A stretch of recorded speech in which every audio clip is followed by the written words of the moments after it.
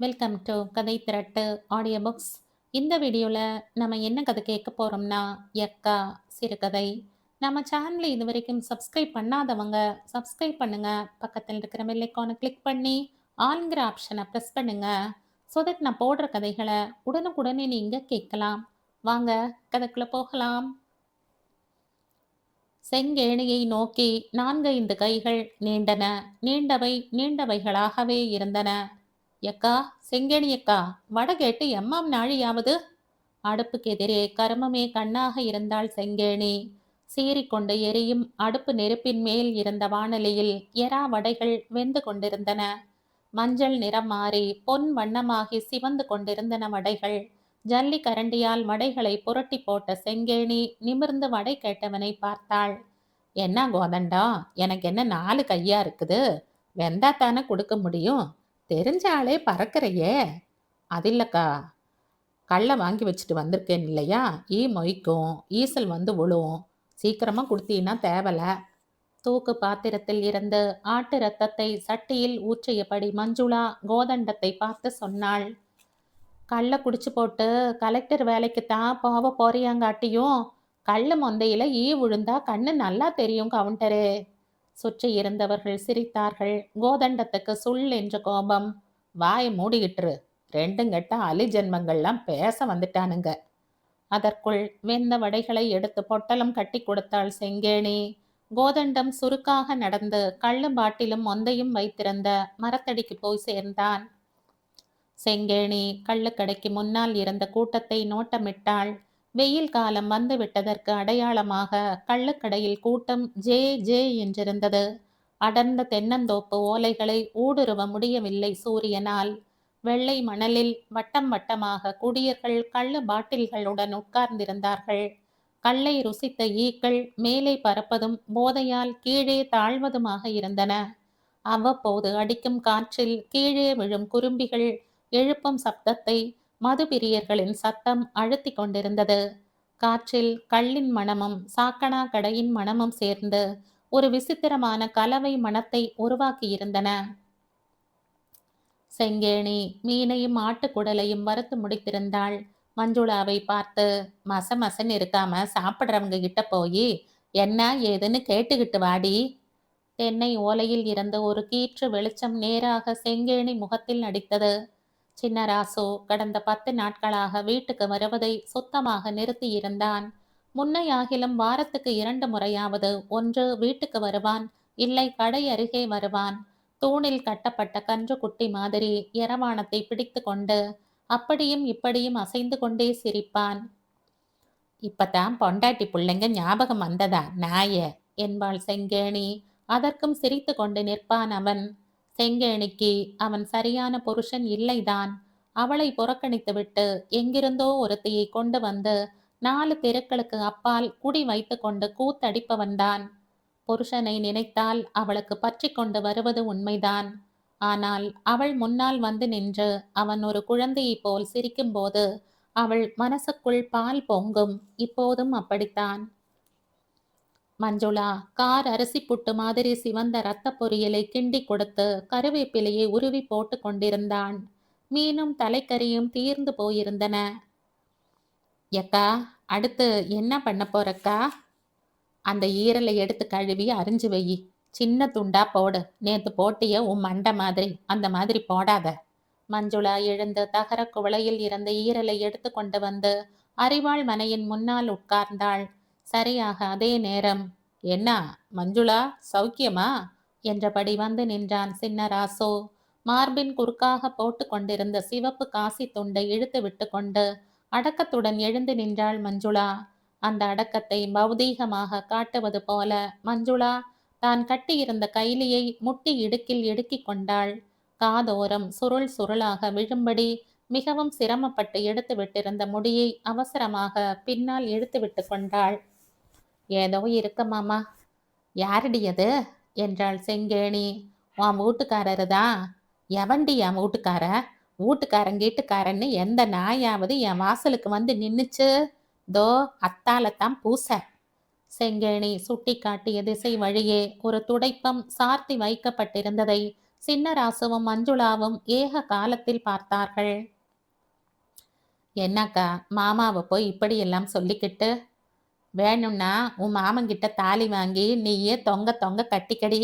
சரி, இப்ப அந்த ஆளு இங்க என்னத்துக்கு வந்திருக்கான்னு கேளு. குழந்தைக்கு சுரமாங்காட்டியும் டாக்டரும் மருந்து எழுதி கொடுத்துருக்காரு. உங்க அக்கா கிட்ட ஒரு 50 ரூபாய் இருக்காத, கேளுடி. பொய் சொல்ற வாயில புழுதான் விழும். குழந்தைக்கு உடம்பு சரியில்லை, கூத்தியாளுக்கு சாராயம் வாங்கி ஊத்தணும், அதுக்கு எவ தலையை அறுக்கலாம்னு பார்த்தா இங்க வந்துட்டா. எக்கா, பாவம்க்கா, மாமா கொடுத்துடுக்கா. கால் காசு தரமாட்டேன்னு சொல்லு அந்த மனுஷங்கிட்ட. ஒரு பொம்பளை நாள் பூரா நெருப்பு சட்டிக்கு முன்னால உட்காந்து நாயா பேயா உழைச்சு சம்பாரிச்சா அதை வாங்கிக்கிட்டு போக வந்திருக்குதே மானங்கெட்ட ராஸ்கோலு. சின்னராசு குனிந்து குடிசைக்குள் வந்தவன் செங்கேணி உட்கார்ந்திருந்த பாயை தூக்கி ரூபாய்களை கொத்தாக அள்ளினான். எண்ணி 50 ரூபாய்களை எடுத்துக்கொண்டு மிச்சத்தை கீழே போட்டுவிட்டு வெளியே நடந்தான். செங்கேணி திகைத்து போனாள். திருட்டு பேமானே என்று சொல்ல நினைத்தாள். அதற்குள் குறுக்கு வெட்டாக தோப்பின் குறுக்காக நடந்து வேகமாக நடந்து போய்விட்டான் சின்னராசு. செங்கேணி சாமி வந்து ஆடப் போகிறாள் என்ற அச்சத்துடன் அவள் முகத்தை பார்த்தாள் மஞ்சுளா. செங்கேணி அசாதாரணமான திருப்தியுடன் அவன் சென்ற திக்கையே பார்த்து கொண்டு உட்கார்ந்திருந்தாள். ஒரு நீண்ட பெருமூச்சு விட்டு கொண்டு, ஏதாவது கஷ்டம்னா எங்க போவான் ஆம்பளை, எங்கிட்ட தானே வரணும் என்றாள். எல்லாம் சந்தோஷமாகத்தான் ஆரம்பித்தது. ரகசியமாக ஒரு பவுடர் டப்பா கூட செங்கேணிக்கு வாங்கி கொடுத்தான் சின்னராசு. அதோடு விட்டானா, கோழி முட்டை மாதிரி ஒரு வாசனை சோப்பு கூட வாங்கி கொடுத்தான். ஆலை சம்பளம் வருகிற நாட்களில் சாராயமும் பரோட்டா கொத்துக்கறியும் வாங்கி வரத்தான் செய்தான். அப்போதெல்லாம் சாக்கணா கடை வியாபாரத்துக்கு செங்கேணி போகவில்லை. இரவு அவர்களும் தூங்க 2-3 மணி ஆகிவிடும். இரண்டாவது ஆட்டம் விட்டு ஜனங்கள் திரும்புகிற சப்தம் கேட்கிற வரை இரவுகள் நீண்டு கொண்டே இருந்தன. குடும்பம் வளர்ந்தது. சுதாவும் குமாரும் பிறந்தார்கள். அப்புறம் ஆலை ஏதோ காரணத்தால் மூடப்பட்டது. கிராமணி வீட்டில் எடுபிடி வேலை செய்து கொண்டிருந்த செங்கேணிக்கு சமையல் நன்றாக வந்தது. கிராமணி அம்மாளின் மூலமாக சாக்கணா கடையை கேட்டு வாங்கி கொண்டாள் செங்கேணியின் கை பாகத்தால் கள்ளுக்கடைக்கு வருபவர்களின் கூட்டம் அதிகமாயிற்று.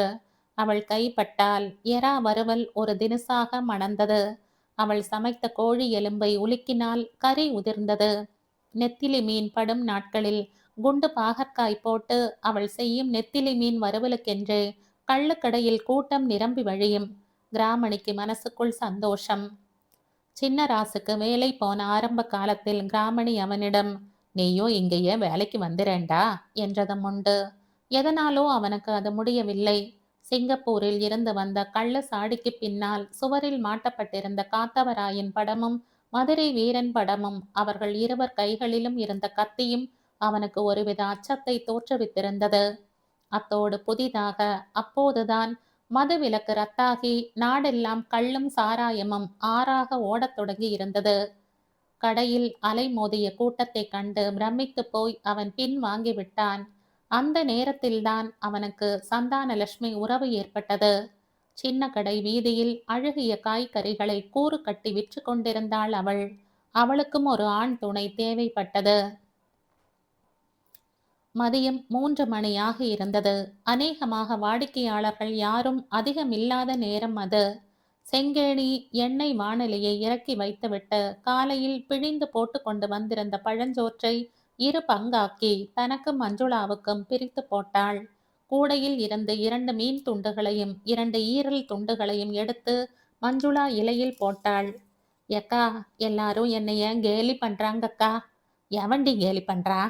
அந்த கோதண்டம் இல்ல கோதண்டம், அவன் 4 பேருக்கு முன்னால என் கைலியை பிடிச்சி இழுத்து. ஏண்டி அப்பவே என்கிட்ட சொல்லல? சொன்னா நீ உடனே சண்டைக்கு போவ, வியாபாரம் கெட்டுடும், அதனால சொல்லல. செங்கேணி அந்த 30 வயது குழந்தையை பார்த்துவிட்டு தலையை குனிந்து கொண்டாள். கடவுள் இவனுக்கு இந்த ஓர வஞ்சனையை செய்திருக்க கூடாது. மஞ்சுளா அவளிடம் வந்து 5 வருஷம் இருக்குமா? செங்கேணியின் மனம் மஞ்சுளாவை அவள் சந்தித்த அந்த தினத்தை நோக்கி சஞ்சரித்தது. நெல்லி தோப்பை ஒட்டிய திடலில் அவன் படுத்து கிடந்தான். அந்த திடலை கடந்துதான் அவள் குடிசைக்கு போக வேண்டும். 2ஆம் நாளும் அவன் அங்கு படுத்து கிடப்பதை பார்த்தாள். ஒருவேளை ஆசாமி செத்து கித்து போய்விட்டானோ என்று அவன் அருகே சென்று பார்த்தாள். மூச்சை மெதுவாக உள் வாங்கிக் கொண்டிருந்தான் அவன். அவனை எழுப்பி டீ வாங்கி கொடுத்து மெதுவாக பலகார கடைக்கு கொண்டு வந்து சேர்த்தாள். கொஞ்சம் கொஞ்சமாகத்தான் அவன் சொன்னான். அவனுக்கு அம்மா வைத்த பேர் மகாதேவன். நினைவு தெரிந்து மகாதேவன் தன்னை மஞ்சுளாவாக்கிக் கொண்டான். அப்படி அழைக்கப்படுவதுதான் அவனுக்கு சந்தோஷம். சின்ன கடை பகுதியில் மரவள்ளி கிழங்கு விற்று வயிற்றுப்பாட்டை கவனித்து கொண்டான். அங்குதான் சோற்றுக்கடை வைத்திருந்த அவனையே போன்ற நதியாவை அவன் சந்திக்க நேர்ந்தது. கடவுள் அவனுக்கான துணையை அனுப்பி வைத்திருக்கிறார் என்று நம்பினான். கூத்தாண்டவர் கோயில் சந்நிதியில் அவர்கள் கை பிடித்து கொண்டார்கள். காதல் எதைத்தான் செய்யாது? நதியாவுக்கு சிவப்பு ஜாக்கெட் துண்டு வாங்கி தந்தான். சிவப்பு அவனுக்கு ரொம்ப பிடிக்கும். நீல பூ போட்ட சீட்டி பாவாடை வாங்கி வந்து போட்டு அழகு பார்த்தான். ஆண் எச்சில் பட்டுவிடக்கூடாது என்று நதியாவை சோற்று வியாபாரத்துக்கு அனுப்ப மறுத்தான். நதியாவின் நீண்ட கூந்தலை வாரி சிக்கெடுத்து ரப்பர் பேண்ட் போட்டு விட்டான். மலிவு விலையில் நகை பாலிஷ் வாங்கி வந்து கால் நகங்கள் கோவை பழமாக பண்ணி அழகு பார்த்தான். அடி ஏ ராசாத்தி என்ற மூடிய கைகளால் அவள் தலையை வழித்து கண்ணீர் கழித்தான். ஆனால் கூத்தாண்டவர் வேறு மாதிரி நினைத்தார். வடநாட்டு சேட் ஒருத்தர் கண்ணில் நதியா பட வீட்டு வேலைக்கென்று அவளை கூட்டி சென்று விட்டார். அவள் புறப்பட்ட நாள் இன்னும் மஞ்சுளாவுக்கு ஞாபகம் இருந்தது. அந்த சபிக்கப்பட்ட நாள் அன்று நதியா எண்ணெய் தேய்த்து குளித்தாள். சிவப்பு ஜாக்கெட்டை போட்டு கொண்டாள். குறுக்காக பச்சை காசி துண்டு, இடையில் நீல சீட்டி பாவாடை. வெயில் ரேகையில் அவள் முகம் ஜொலித்தது. பலகை மாதிரி அவன் சுவரில் சாய்ந்து கை கட்டியபடி நதியாவையே பார்த்தபடி நின்றான். ட்ரங்க் பெட்டியை அவன் முன்னால் வைத்து குனிந்து அவன் பாதத்தில் தலையை வைத்தாள். பாதத்தில் அவள் கண்ணீர் சொட்டியது. நான் போறேன் அத்தா என்றாள் நதியா. வாசலில் நின்ற காரில் சேட்டு இருந்தார். நதியா காரில் ஏறி அமர்ந்தாள். தூக்கப்பட்ட கண்ணாடி வழியாக நதியா மஞ்சுளாவை பார்த்தாள். கார் நகர்ந்ததும் குடிசை கதவை சாத்திக் கொண்டு பாயை விரித்து படுத்தான். செங்கேணி அழுது கொண்டு மூக்கை சிந்தி சுவரில் தேய்த்தும் மஞ்சுளாவின் கதையை கேட்டு கொண்டிருந்தாள். மனம் பொங்கியவளாக சொன்னாள். அவ சந்தோஷமா இருப்பாங்கறையா, உனக்கு துரோகம் நினைச்சா பாரு. அப்படி சொல்லாதக்கா, உன் வாய் வலிச்சிட போகுது. எங்கிருந்தா என்னக்கா, அவன் நல்லா இருக்கணும், அது போதும்க்கா. கள் வண்டியை இழுத்து கொண்டு வந்து கிராமணியின் கடை முன்னால் நிறுத்தினான் காத்து. காலை கள் வரும் நேரம் பீப்பாயில் இருந்த கல்லை பல்லாவில் பிடித்து ஜாடிக்கு மாற்றத் தொடங்கினான் காத்து. மதியம் மணி 3:30 இருக்கும். நாகரெட்டிப்பட்டியில் இருந்து கிருஷ்ணகிரி போகும் பஸ் கள்ளுக்கடைக்கு முன்னால் நின்று நழுவியது. பஸ்ஸில் இருந்து பாலாக்கா இறங்கி வருவது தெரிந்தது. செங்கேணி அடுப்படியில் இருந்து எழுந்து வந்து அவளை வரவேற்றாள். வாக்கா, வா வா, வருவேன்னு பார்த்து பார்த்து கண்ணே பூத்து போச்சு. எங்க ஒழியுது, வரணும்னு தான்.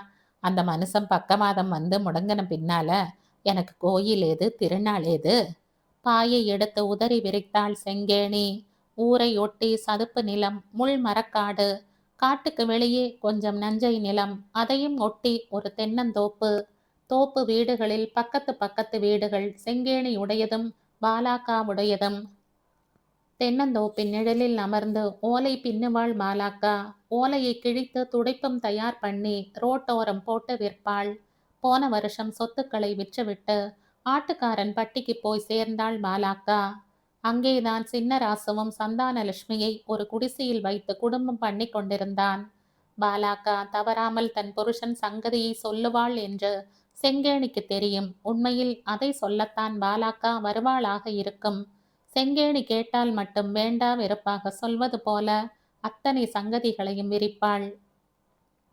பாலாக்கா சுற்றி சுற்றி விஷயத்துக்கு வந்தாள். நேத்து அந்த கழிசடைய பார்த்தேன்டி. எந்த கழிசடைய? விவரமா சொல்லணும் போல. அதான் உன் புருஷன் இழுத்தாந்து வச்சிருக்கானே, அவளைத்தான். சந்தான லட்சுமியோ குந்தான லட்சுமியோ, அவளைத்தான். ஆ, இன்னா குலுக்கலு, இன்னா மிளுக்கலு, புச்சு புச்சா புடவை, இன்னா ஜாக்கெட்டு, இன்னா நெருப்புல வந்து நெய்யுந்தா சம்பாரிச்சு அந்த மனுஷனுக்கு உளுந்து உளுந்து பண்ண. அது வாழை குழைச்சிக்கிட்டு எங்க போச்சு? இனிமேயாவது புத்தியா பொழ. பாலாக்கா சொன்னதில் எது கண் எது மூக்கு என்று குழம்பிக் கொண்டே, அந்த குழந்தைக்கு ஜுரமாமே, யாரோ சொன்னாங்களே என்றாள். ஜுரமா? சேத்துல புடுங்கின வள்ளிக்கிழங்கு மாதிரி இருக்குது அது. அதுக்கு என்ன குறை? யாரோ சொன்னாங்கக்கா. இவ ஒருத்தி, இந்த 2 கண்ணால நானே பார்த்தேன். பொய்யினா எங்க அண்ணன் அவிஞ்சு போயிடும்டி செங்கேணி. செங்கேணிக்கு மனதுக்குள் ஏதோ ஒரு இனம் புரியாத நிம்மதி பரவியது. என்றாலும் எது எக்கேடு கட்டாலும் எனக்கென்ன என்றாள். அதான் சரி என்று சொன்ன பாலாக்கா கை செலவுக்கு 20 ரூபாய் வாங்கி கொண்டு போய் சேர்ந்தாள். மாலை இருள் தோப்பில் சீக்கிரமாகவே குவிந்து விடுகிறது. கள்ளு குடியர்கள் மதிய பொழுது அளவில் இல்லை என்றாலும் கொஞ்சமாக கூட ஆரம்பித்தார்கள். லேசாக சிலுசிலுத்தது மாலை காற்று. உருட்டு வண்டி செய்வதற்காக பையன்களின் கூட்டம் ஒன்று குறும்பி பொறுக்க வந்து சேர்ந்தது. ஒருத்தன் வேலி ஓணானை அடித்து கொண்டிருந்தான். எக்கா, புதுசா பலகாரம் எதுனாச்சும் போடணுமாக்கா? வேணாம், அடுப்பை மூட்டி மீனையும் எறாவையும் சூடு பண்ணிடு போதும். கொண்டக்கடலை தேய்ச்சாவை எடுத்து வெளியில வை என்று மஞ்சுளாவுக்கு உத்தரவு சொல்லிவிட்டு சுவரில் சாய்ந்து உட்கார்ந்தாள் செங்கேணி. மனம் வெளி வாங்கி இருந்தது. ஆனாலும் முழுதும் அழிக்கப்படாத ஸ்லேட்டு மாதிரி மீண்டும் மீண்டும் சின்ன ராசுவை நினைவில் வந்து கொண்டிருந்தான். சமீபமாக ஏற்பட்டிருக்கும் மார்வலி வேறு. வரேன் வரேன் என்று பயமுறுத்தி கொண்டிருந்தது அவளை. அடுப்பை எரியவிட்டு செங்கேணியை பார்த்தாள் மஞ்சுளா. எக்கா, என்னாவோ மாதிரி இருக்கிற மார்வலியா? சு, மாமா ஞாபகம் வந்துருச்சா? சும்மா இருடி என்றாள் செங்கேணி. ஆனால் அவளால் சும்மா இருக்க முடியுமா? எல்லாவற்றையும் அழுத்தி துடைத்துத்தான் விட முடியுமா? உள்ளே உறைந்து கிடக்கும் இரத்த கட்டியை எந்த தைலம் பூசி கரைப்பது? என்ன இல்லை என்று அந்த கழுதையை இழுத்துக்கிட்டு இந்த கழுத போச்சு. என்கிட்ட இல்லாதது எதனாச்சும் அவகிட்ட கண்டுபிடிச்சிட்டானா? நான் தராத எதையாவது அவ இவனுக்கு கொடுத்தாளா? கொடுத்தெடுத்தா முடியுமா? கையிலையா கொடுத்த? மனசால இல்லையா கொடுத்த? எப்படி அதையெல்லாம் மறந்து போன மனசா? பொலபொலவென்று துக்கம் மூள தலைப்பால் முகத்தை மூடிக்கொண்டு அவள் அழுதாள். எக்கா, எக்கா என்று பதறியபடி எழுந்து வந்தான் மஞ்சுளா. என்னாக்கா, என்னாச்சு? இப்ப என்னத்துக்கோசரம் அழுவற? மாமனை நினைச்சுக்கினா? நான் சொல்றேன் பாருக்கா, என் நாக்கு கருநாக்கு, அப்படியே பலிச்சுடும். மாம உண்ணாண்டவே வந்துடும்க்கா. செங்கேணி ஒரு வழியாக அழுது தீர்த்து ஓய்ந்தாள். கிராமணி கடையை சாத்தி கொண்டு புறப்பட்டார். கருப்பு ஜமக்காலத்தில் சுற்றப்பட்டது மாதிரி தென்னந்தோப்பு இருளில் புதைந்து கிடந்தது. கூரையில் சொருகிய ஒட்டடை குச்சிகளாக மரங்கள் தெரிந்தன. தலையை அவிழ்த்து போட்டுக்கொண்டு பேய் ஆடும் பெண்களாக மரங்கள். அணைந்து கிடந்த அடுப்புக்கு பக்கத்திலேயே முந்தியை விரித்து படுத்தாள் செங்கேணி. வீட்டுக்கு போவலையாக்கா? ஆமா, பெரிய மாளிகை. நான் ஒரு ராவிக்கு போவாட்டா அப்படியே சீரழிஞ்சு போடும் பாரு. எலி உருட்டுங்கக்கா. எலியாவது தின்னுட்டு போவட்டும். நானும் இங்கேயே படுத்துக்கிறேன்க்கா. கெட. காற்று பம்மி கொண்டு வந்தது. குளிர் எடுத்தது. வாசலுக்கு நேரே படுத்திருந்த மஞ்சுளா எழுந்து உட்கார்ந்தான். மாராப்பு துண்டை போர்த்தி கொண்டான். வெற்றிலையில் சுண்ணாம்பை தடவி பாக்கையும் வைத்து மடித்து வாய்க்குள் போட்டு கொண்டான். 2 முறை புளிச் புளிச்சென்று எச்சிலை துப்பினாள். உள்ளே உருண்டு கொண்டிருந்த உயிர் சோகம் வார்த்தைகளாக பிரவகித்தது. சன்னமாக கீச்சு குரலில் அவனுக்கு பழக்கமான ஒப்பாரி மெட்டில் ராகம் போட்டு பாடத் தொடங்கினான். அதிராம் பட்டண தெரு, 100 ஆள் ஒசர தேரு. தேருக்கு பட்டுடுத்தி எங்க அண்ணே தெருவில் நான் வலம் வந்தேன். 6 கண்ணு பட்டுச்சோ, என் ஜாமி ஆக்கினைதான் பண்ணுச்சோ. தேரு நெல திரும்பலையா, நான் தெருமேல நிக்கிறேனே. பாதாளம் நுழைஞ்சல்லோ, நான் பவளக்கொடி கொண்டு வந்தேன். ஆத்து தண்ணி வார்த்தாக்கா, என் கொடிக்கு அசமந்தம் சேருமின்னு. கேணி தண்ணி வார்த்தாக்கா, என் கொடிக்கு கேடு வந்து சேருமின்னு. ஊத்து தண்ணி வார்த்தாக்கா, அது உசுருக்கு ஊனம் வந்து சேருமின்னு. ரத்தத்தை வார்த்தல்லோ, நான் ராப்பவலா கண்ணு முழிச்சேன். பாவி மகன் கண்ணு பட்டு என் பவளக்கொடி போயிருச்சே. பவளக்கொடி போனதுமே நான் பட்ட மரமானேனே. பாழும் கிணறா போனேனே. தன் துக்கமும் செங்கேணி அக்காவின் துக்கமும் எல்லாம் சேர்ந்து முசு முசுவென்று அழுது கொண்டே இருந்தான் மஞ்சுளா. வாயை பொத்தி கொண்டு செங்கேணியும் தன்னை நொந்து கொண்டு அழுதாள். அழுதபடியே சொன்னாள். அழுவாதாடி மஞ்சு, நான் இருக்கிறேன். காலை வெயில் உக்கிரமடைய தொடங்கியது. தோப்பின் குளிர்ச்சியையும் மீறிக்கொண்டு உஷ்ணம் புரிந்தது. நெற்றி வியர்வையும் உடம்பின் கசகசப்பும் நச்சரிக்க பலகாரம் பண்ணி கொண்டிருந்தாள் செங்கேணி. குடிகாரர்கள் ஒவ்வொருவராக வரத் தொடங்கியிருந்தார்கள். காலையிலேயே காற்றில் கள் மணம் பரவிக் கொண்டிருந்தது. போதையில் ஆழ்ந்த ஒருவன் எட்டனா நாணயத்தை நிறுத்தி வைத்து புலியாட்டம் ஆடியபடி காசை கண் இமைகளினால் எடுப்பதற்காக வீடு கட்டி ஆடிக்கொண்டிருந்தான். புலி காசை சுற்றி சுற்றி வந்தது. பம்மியது. அண்டம் அதிர தாவி குதித்தது.